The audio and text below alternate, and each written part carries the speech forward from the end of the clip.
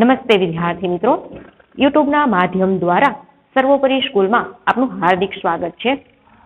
ધોરણ 10 વિષય સામાજિક વિજ્ઞાન અંતર્ગત આજે આપણે પાઠ પહેલો તમને સમજાવવાનો છે। હા, આપણે 17મો પાઠ ભણતા હતા, એના જે પાઠ છે હું પછી તમને સમજાવી દઈશ। પહેલો પાઠ એટલા માટે કે તમારે સત્રાંત પરીક્ષા નજીક છે અને તમારો આગ્રહ હતો એટલે પહેલા પાઠનું હું પુનરાવર્તન કરાવી દઉં છું। હવે આ પરીક્ષામાં છે ને વિદ્યાર્થી મિત્રો, પાઠ 1, 4, 5, 6, 8, 9, 10, 11 અને 13 રહેશે, બરાબર। એટલે પેલો પાઠ પણ મેં સત્રાંત પરીક્ષામાં લઈ લીધો છે। હવે પાઠને સમજીએ એ પહેલા તમે ઝડપથી તમારી હાજરી કમેન્ટ બોક્સમાં નોંધાવી લેજો। હું થોડીક ક્ષણો માટે ઊભી છું।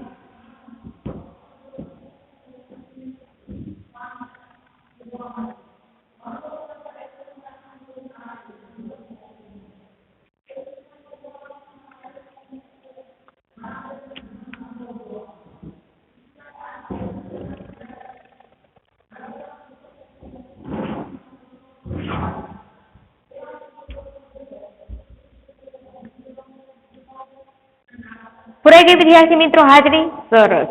ચાલો તો ભારતનો વારસો, બરાબર ને? કારણ કે હવે પરીક્ષા નજીક જ છે તો કીધું પુનરાવર્તન તમને કરાવી દઉં। તમારો આગ્રહ હતો, જે પેલો પાઠ આપણે તમે અનિવાર્ય સંજોગોને લીધે જોઈ શક્યા કે નહીં એવા પ્રશ્ન હતા, એટલે પેલો પાઠ આપણે ફરીથી ચાલુ કરી છે। 17મો પાઠ જે બાકી છે એ પછી હું તમને ચલાવી દઈશ પછીના વિડીયોમાં, બરાબર? તો પહેલા આપણે પેલો પાઠ જોઈ લઈએ। એનો ભાગ છે પહેલો, બરાબર? ભારતનો વારસો। ભારત પ્રાચીન સંસ્કૃતિ ધરાવતો દેશ છે। ભારતના બરાબર પ્રાચીન ગ્રંથ વિષ્ણુ પુરાણમાં ભારત વિશે ઉત્તરમ યાસ્ત સમુદ્રસ્ય હિમાદેશચૈવ દક્ષિણમ વર્ષ તદ ભારત નામ ભારતીયત્ર સંસતિ, બરાબર? આપણો દેશ દુનિયાના દેશોથી કેમ અલગ છે? પેલા તો એનું કારણ શું છે ખબર છે? આપણી સંસ્કૃતિ, બરાબર ને? એ આપણી વિવિધતા, આપણી સંસ્કૃતિ, આપણી રીતભાત, આ બધું દુનિયામાં બીજે ક્યાંય ભારતીય સંસ્કૃતિ જેવું જોવા મળતું નથી। એમ શું કે છે એ શ્લોકનો અર્થ? તો અર્થાત સમુદ્રની ઉત્તરે, બરાબર ને, સમુદ્રની ઉત્તર સાઈડ, બરાબર ને, હિમાલય ને દક્ષિણે આવેલા સ્થળનું નામ ભારત વર્ષ છે, બરાબર ને? ભારતનું સ્થાન ક્યાં છે? તો શું કહે છે? સમુદ્રની ઉત્તરે, બરાબર, હિમાલય અને દક્ષિણે આવેલા સ્થળનું નામ ભારત વર્ષ છે। જેના સંતાનો ભારતીય છે તેમ કહેવાયું છે। જેના સંતાનો છે એ બધા ભારતીયો છે। ભારતમાં શુભ કાર્ય પ્રારંભે લેવાતા સંકલ્પોમાં ભારત વર્ષ, ભરતખંડ, જંબોદ્વીપ, આર્યવત વગેરે શબ્દોનો ઉપયોગ થાય છે। પૂર્વ, પશ્ચિમ, દક્ષિણ ત્રણ દિશાઓમાં સમુદ્ર અને ઉત્તર દિશામાં હિમાલયની ગિરિમાળા એવી કુદરતી સીમાઓ ધરાવતો આપણો દેશ છે, બરાબર ને? દક્ષિણે શું છે? તો ભાઈ રત્નાગર સમુદ્ર છે, ઉત્તરે હિમાલય છે, બરાબર ને? પશ્ચિમ બંગાળ, બરાબર, શું કે બંગાળમાં, બરાબર ને, સમુદ્ર છે આ બાજુ, અને આ બાજુ અરબ સાગર છે, બંગાળ આગળ બંગાળાની ખાડી, બરાબર, બંગાળનો ઉપસાગર કે આ બાજુ ગુજરાત બાજુ તમે આવો, બરાબર, તો અરબ સાગર, એની વચ્ચે આપણો ભારત દેશ છે એ શોભે છે। એમ દક્ષિણે ત્રણેય દિશાઓમાં સમુદ્ર અને ઉત્તર દિશામાં હિમાલયની ગિરિમાળા એવી કુદરતી સીમાઓ ધરાવતો આપણો દેશ છે, બરાબર ને? આવી સરસ મજાની કુદરતી સીમા, ઉપર હિમાલય છે, બરાબર ને? સરસ મજાનો ભારત માતાનો મુગટો એવો શોભી રહ્યો છે અને ત્રણેય બાજુ દરિયા કિનારો ભારતને મળ્યો છે, એટલે આપણે કુદરતી રક્ષા કવચ છે, આમ કેવું હોય તો કહી શકાય। એમ આપણા દેશની સમૃદ્ધિથી આકર્ષાઈને અનેક વિદેશી પ્રજાઓ વ્યાપાર કરવા આવી, સ્થાયી થઈ અને ભારતીય સંસ્કૃતિના મહાનંદમાં ભળી ગઈ। આ આદાન પ્રદાનની પરસ્પર પ્રક્રિયા દ્વારા દેશમાં અનેક પરિવર્તનો જોવા મળ્યા છે અને એ રીતે એક પેઢીમાંથી બીજી પેઢીમાં આપણા વારસાનું હસ્તાંતરણ થયું અને તેનો સાતત્યપૂર્ણ વિકાસ થયો।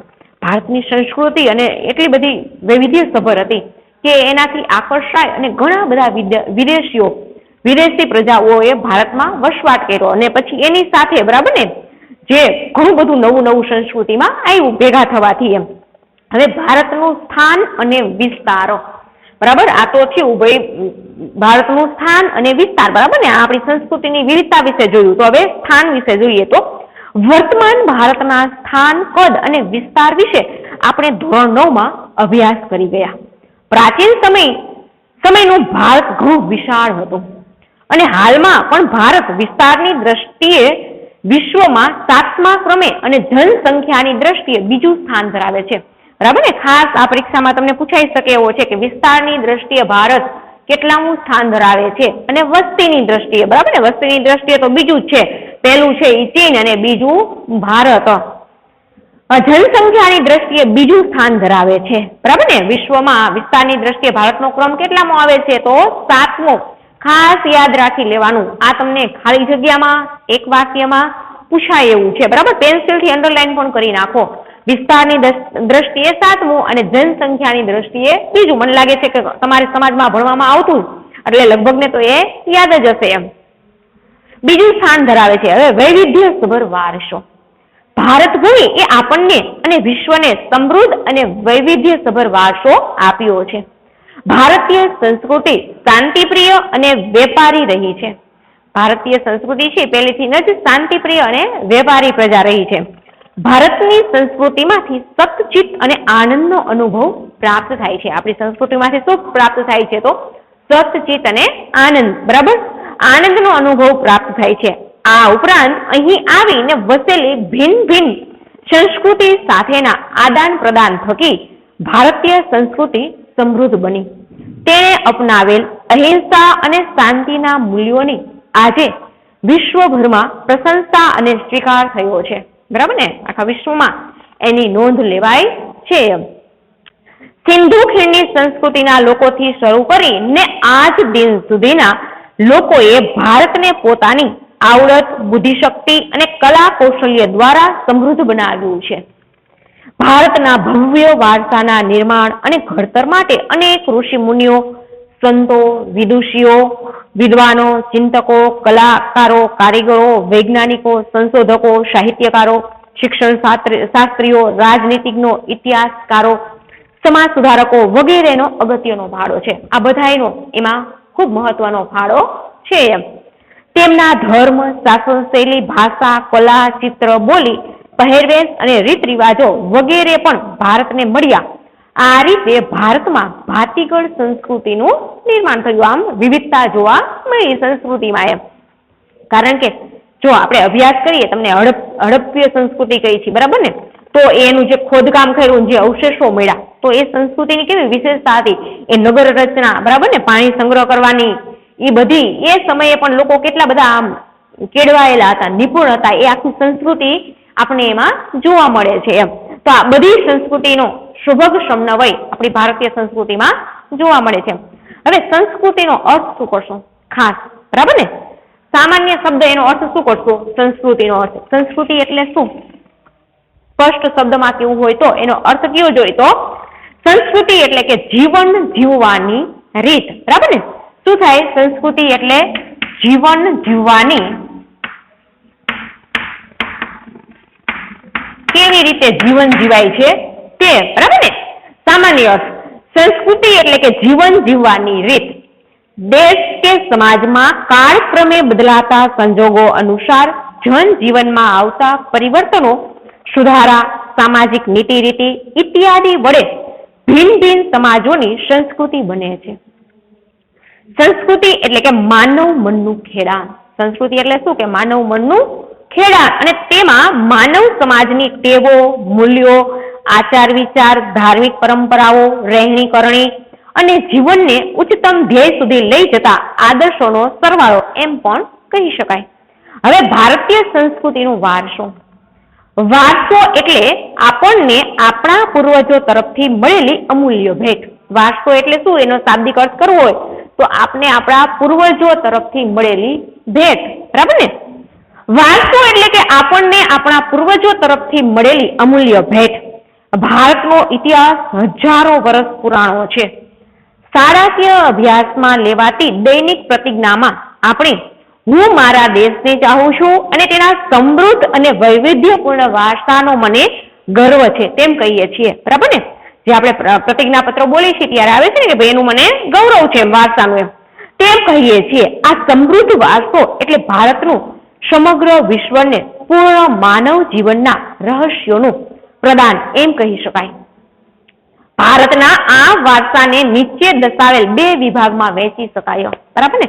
ભારતના વારસાને બરાબર શું કહે છે? ભારતના આ વારસાને નીચે દર્શાવેલ બે વિભાગમાં વહેંચી શકાય. એક તો ભારતનો પ્રાકૃતિક વારસો અને ભારતનો સાંસ્કૃતિક વારસો. બરાબર? ભારતનો પ્રાકૃતિક વારસો અને ભારતનો સાંસ્કૃતિક વારસો. હવે ભારતનો પ્રાકૃતિક વારસો આમાં આપણે કેને સમાવી શકીએ? જો તમને પ્રશ્ન પૂછાય કે ભારતનો આખો મોટા પ્રશ્ન પૂછે કે ભારતીય સંસ્કૃતિનો વારસો, એમાં ભારતનો પ્રાકૃતિક વારસો વિશે સમજાવો, તો જો આ બધા મુદ્દા એમાં તમારે આવરી લેવાના છે. બરાબર? અને એ મુદ્દા વિશે થોડું લખી નાખો એટલે તમારા પૂરેપૂરા માર્ક્સ તમને મળી જાય. પણ બરાબર પાઠને સમજવાનો અને મુદ્દા હવે તમારે સમાજમાં શું છે કે મુદ્દા વાઇઝ લખો ને એમ તમને રોકડિયા માર્ક્સ મળે. બરાબર ને? એ 4 માર્કનો પ્રશ્ન હોય, બરાબર, કે મોટો પ્રશ્ન હોય, બરાબર, એ તમને આ મુદ્દા વાઇઝ લખો એટલે પૂરા માર્ક્સ મળી જાય. એટલે મુદ્દાને બરાબર સમજવાનું.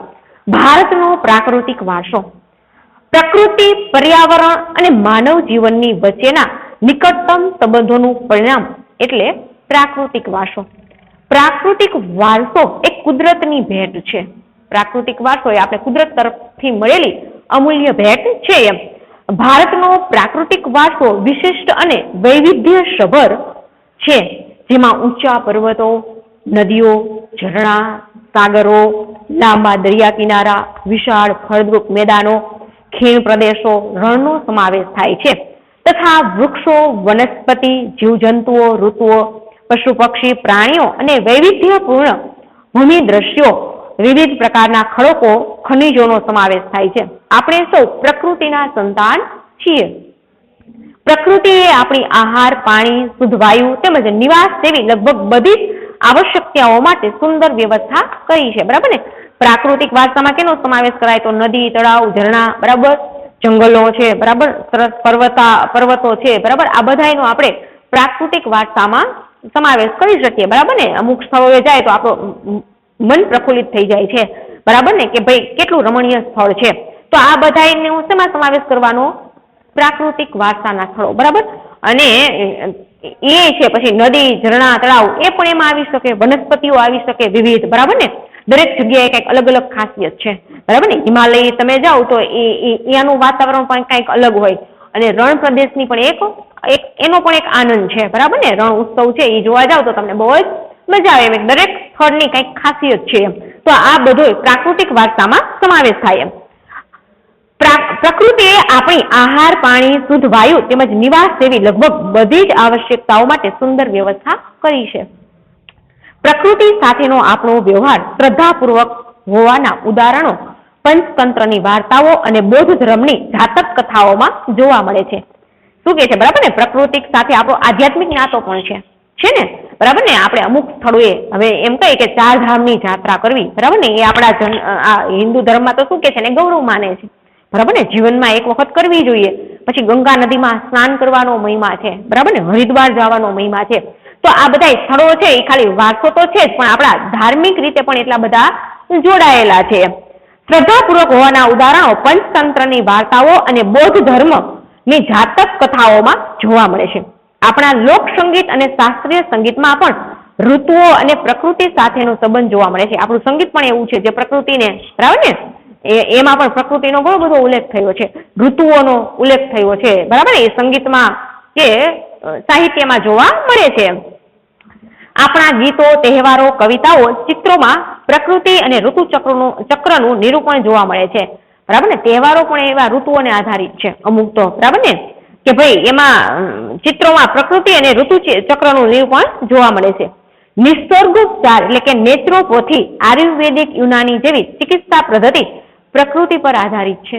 બરાબર ને? શું કે છે? નેચરોપચાર એટલે કે નેચરોપેથી. બરાબર ને? આયુર્વેદિક.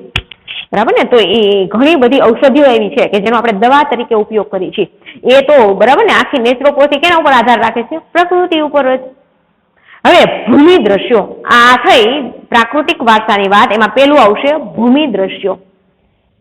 ભૂમિ આકારો દ્વારા અનેક ભૂમિ દ્રશ્યોનું સર્જન જોવા મળે છે.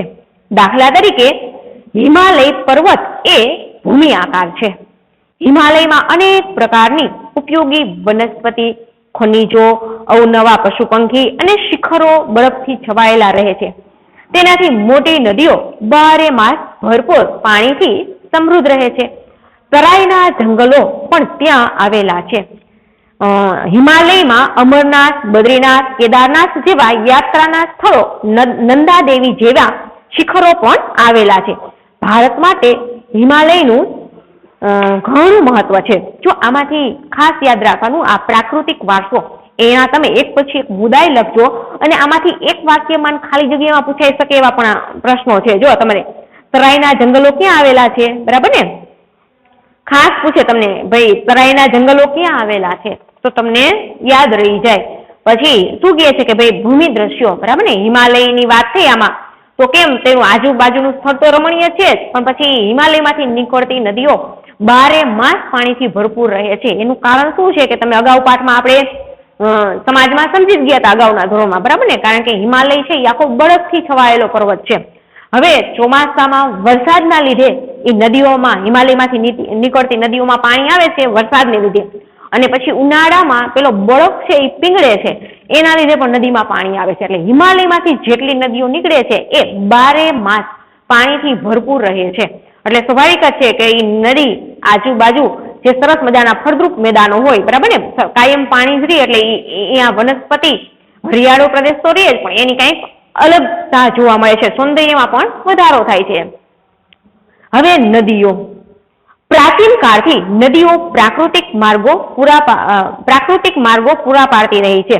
ભારતીય સંસ્કૃતિ સિંધુ અને રાવી નદીના કિનારે પાલન પોષણ પામી છે, બરાબર ને. સિંધુ, ભારતીય સંસ્કૃતિ મોટે ભાગે રાવી અને સિંધુ નદીના કાંઠે જ વિકાસ પામી હતી. આમે નદીનું ઘણું મહત્વ છે ને, આપણે એમાં તો છે ને ગંગે, યમુને, ગોદાવરી, કાવેરી, સિંધુ, માહી, સરસ્વતી, બરાબર ને, આ 7 નદીઓનું તો ઘણું બધું શ્લોકોમાં પણ એનું વર્ણન આવે છે, બરાબર ને, એનો ઘણો બધો મહિમા છે. અને એક વખત તો ગંગા નદીએ જવું જ, બરાબર, એનો સ્નાન કરવાનો પણ ઘણો બધો મહિમા છે. સ્નાનનો તો મહિમા છે જ, પણ એના દર્શન કરવાનો, એની આરતી પૂજાનો પણ આપણે તો બધો લાભ લઈએ છીએ. નર્મદાની નદી, બરાબર ને, નર્મદા નદી છે તો એનું પણ એ નદી 7 નદીઓ છે એમાં નામ આવે છે ને એમ કહેવાય છે કે નર્મદાની પગપાળા યાત્રા તો ઘણી બધી મુશ્કેલ છે અને ઘણો સમય લાગે છે, પણ ઘણા બધા, બરાબર ને, સંતો મહંતો તો એની પણ પરિક્રમા કરતા હોય છે. એમ પ્રાચીન કાળથી જ નદીઓ પ્રાકૃતિક માર્ગો પૂરા પાડતી રહી છે. ભારતીય સંસ્કૃતિ સિંધુ અને રાવી નદીના કિનારે પાલન પોષણ પામી છે. સિંધુ, ગંગા, યમુના, સરસ્વતી, નર્મદા, ગોદાવરી, કૃષ્ણા, કાવેરી જેવી લગભગ બધી જ નદીઓએ ભારતના લોકજીવન પર પ્રગાઢ અસરો ઉપજાવી છે. પીવાનું પાણી, વપરાશનું પાણી, સિંચાઈ, વીજળી, ખેતી, જળમાર્ગ જેવી આપણી મહત્વની જરૂરિયાતો સંતોષવામાં નદીઓનું સ્થાન અગ્રીમ છે, બરાબર ને, કારણ કે આપણી મોટા ભાગની જરૂરિયાતો આ નદીઓ જ પૂરી પાડી દે છે, બરાબર ને. ખાસ પીવાનું પાણી, બરાબર, પીવાનું પાણી તો છે જ, પણ સિંચાઈ માટે પણ નદી એટલી જ જરૂરી છે, બરાબર ને. જો તમે પંજાબ જ્યાં વરસાદ એટલો બધો નહોતો પણ પેલા બંધને લીધે, બરાબર ને, આખો પ્રદેશ હરિયાળો બની ગયો, બરાબર ને, ઘઉં ઉત્પાદન હોય તો એ નદી પરના બંધને લીધે. એવી જ રીતે આપણે ગુજરાત, બરાબર ને, નર્મદા જે એક ખાલી ગુજરાતને જ નહીં 4 રાજ્યોને પાણી પૂરું પાડે છે. એક સમય એવો હતો કે ભાઈ કચ્છમાં પાણીની તીવ્ર અછત રહેતી, કચ્છમાં નહીં સૌરાષ્ટ્રના પણ ઘણા બધા વિસ્તારો હતા, બરાબર ને, કે જે જળ સંકટ એની માટે કાયમ રહેતું, પણ આ નર્મદા ને લીધે જેના પર બંધ બંધાણો, બરાબર ને, અને એના પાણી વિતરણને લીધે આજે જે સૂકો પ્રદેશ કચ્છનો હતો એ પણ હરિયાળો બની ગયો. એટલે નદી આપણે ઘણી ઉપયોગી છે. જરૂરિયાતો સંતોષવામાં નદીનું સ્થાન અગ્રીમ છે. તે ઉપરાંત માટીના વાસણો, મકાનો, લીપણ તથા ઉદ્યોગોના વિકાસ માટે પણ માનવીએ નદીના પાણી ઉપર આધારિત રહેવું પડે છે. આમ નદીઓએ ભારતીય પ્રજા જીવનને સમૃદ્ધ બનાવી છે. આપણી સંસ્કૃતિમાં પ્રાચીન કાળથી નદી કિનારાના ઉષા અને સંધ્યાના વિવિધ ભૂમિ દ્રશ્યો દ્વારા ભરપૂર સૌંદર્ય, કલા, સૂઝ અને કૌશલ્યનો વિકાસ પણ આ પ્રાકૃતિક વારસામાંથી મળ્યો છે. તેથી આપણે નદીને લોકમાતાનું બહુમાન આપ્યું છે, બરાબર ને. નદીને આપણે શું કહીએ છીએ? લોકમાતા. હવે વનસ્પતિ જીવન, ભારતના પ્રાકૃતિક વારસો જેમાં ભૂમિ દ્રશ્યો જોયું, નદીઓ જોયું, હવે વનસ્પતિ જીવન. ભારતની પ્રજા આદિ સમયથી પર્યાવરણ પ્રેમી રહી છે, બરાબર ને. પ્રાચીન સમયથી જ એ પર્યાવરણ પ્રેમી રહી છે, બરાબર ને. એ જંગલ વન પ્રદેશોની મુલાકાત લેવી, જો એનું ઉદાહરણ આપું તો પરિક્રમા, છે ને હમણાં ગઈ, જોકે આ વખતે તો નહોતી થઈ, પણ પરિક્રમા શું છે, જંગલમાં જ રહેવાનું, બરાબર ને, 5 દિવસ ત્યાં રહેવાનું અને ત્યાં જમવાનું, બરાબર ને, અને માણસો છે એ શ્રદ્ધાથી ત્યાં જાતા. એક ઉદાહરણ આપું છું તમને એમ. એટલે પ્રકૃતિથી આપણે જુદા થઈ શકતા એમ નથી, એને આધ્યાત્મિકતા સાથે પણ જોડી દીધું છે. ભારતની પ્રજા આદિ સમયથી પર્યાવરણ પ્રેમી રહી છે, જેની સાક્ષી તેનો વૃક્ષ પ્રેમ, પશુ પ્રેમ અને છોડવાઓ પ્રત્યેનો આદર સૂચવે છે, બરાબર ને. પશુ પ્રેમ, જો આપણે ગાય પ્રાચીન સમયમાં તો બરાબર ને એમ કહેતા ને, દરેક ભારતીયના ઘરમાં ગાય રહેતી, એ પૂજનીય કામ ગણાતું, બરાબર ને.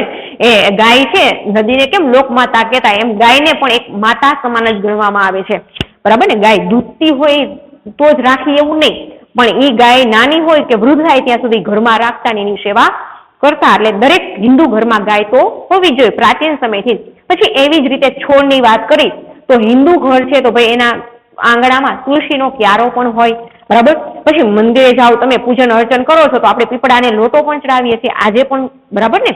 તો આ વૃક્ષો પ્રકૃતિ સાથેનો માણસોનો આધ્યાત્મિક નાતો તો છે જ, અને માણસ એ બરાબર અને લાગણીથી એ કાર્ય કરે છે. વૃક્ષ પ્રેમ, પશુ પ્રેમ અને છોડવાઓ પ્રત્યેનો આદર સૂચવે છે. માણસ, પ્રાણી, પશુ પક્ષીના આહાર માટે વનસ્પતિ પર આધાર રાખવો પડે છે. ભારતમાં વડ, પીપળો, તુલસી વગેરેની પૂજા ધૂપ દીપ કરવામાં આવે છે, બરાબર ને. વડ સાવિત્રી વડની પૂજા કરે છે, બરાબર ને.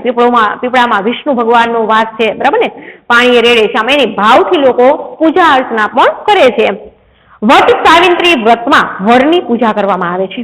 અનાજ, કઠોળ, તેલીબિયાંના છોડ, ધન ધાન્યથી લહેરાતા ખેતરો, વન સમૃદ્ધિથી ભરેલા જંગલો અને ઔષધિઓ માટે ઉપયોગી છોડવાઓએ આપણા અતિ પ્રાચીન કાળથી જીવનને સમૃદ્ધ બનાવ્યું છે. હરડે, આંબળા, બહેડા, કુંવરપાઠું, અરડુશી, લીમડો વગેરે ઔષધિઓએ તથા મોગરો, ગુલાબ, કમળ, ડમરો, સૂરજમુખી, ચંપો, નિશાગંધા, જુઈ વગેરે જેવા પુષ્પોએ માનવ જીવનને ખૂબ સુંદર, સુવાસિત, નિરામય અને સમૃદ્ધ બનાવ્યું છે. આમ ભારતના સામાજિક ધાર્મિક જીવન પર વનસ્પતિનો અસરકારક પ્રભાવ રહ્યો છે. પછી છે વન્ય જીવ, બરાબર ને. પ્રાચીન સમયથી ભારત દેશ પ્રકૃતિ પ્રેમી હોવાની સાથે સાથે પ્રાણી પ્રેમી સંસ્કૃતિ ધરાવતો દેશ છે, બરાબર ને. પ્રકૃતિ પ્રેમીની સાથે સાથે પ્રાણી પ્રત્યે પણ માણસોને એટલો જ લગાવ છે. વાઘ, સિંહ, હાથી, ગેંડો, શિયાળ, રીંછ, હરણ, રોજ, સાબર, સસલા, અજગર, સાપ, નાગ, નોળિયા, ઘોડ, શાહુડી જેવા અનેક જીવો જોવા મળે છે. વિશ્વમાં એશિયાઈ સિંહો માત્ર ગુજરાતના ગીરના જંગલોમાં જોવા મળે છે.